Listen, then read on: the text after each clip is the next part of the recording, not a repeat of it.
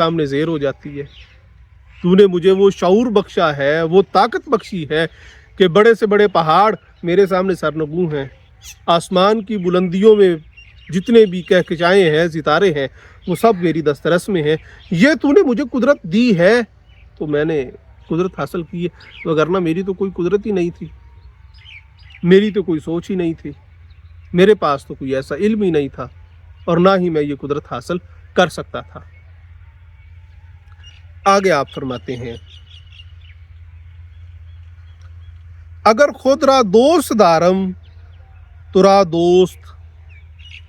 اگر میں اپنے آپ کو دوست سمجھتا ہوں تو وہ بھی تیری وجہ سے۔ جو فرمایا گیا ہے نا، من عرف نفسہ فقد عرف ربہ،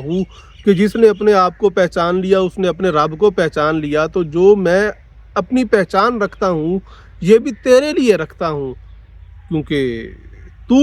فرماتا ہے نحن اقرب من حبل الورید، میں تیری شاہ راگ سے بھی زیادہ قریب ہوں،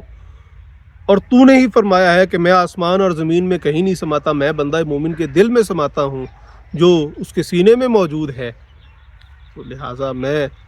اگر خود سے محبت کر رہا ہوں تو وہ میں تیری ذات سے کر رہا ہوں، اس کے علاوہ میں کسی دوسری چیز کے ساتھ محبت نہیں کر رہا۔ رومی فرماتے ہیں، ہر کے راہ آئینہ یقین باشد، جس کسی کو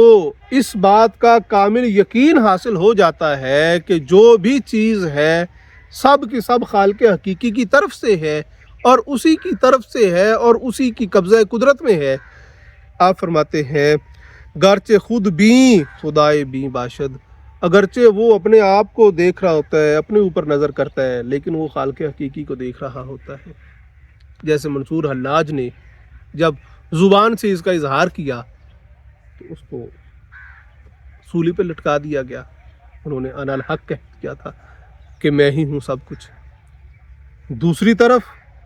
شیخ اکبر محی الدین ابن عربی جو ہیں، ان کا وحدت الوجود وہ یہی ہے کہ لا موجود الا اللہ، اللہ کے سوا کوئی دوسری چیز کا وجود ہے ہی نہیں، اگر کوئی وجود ہے تو وہ خالق حقیقی کا ہے۔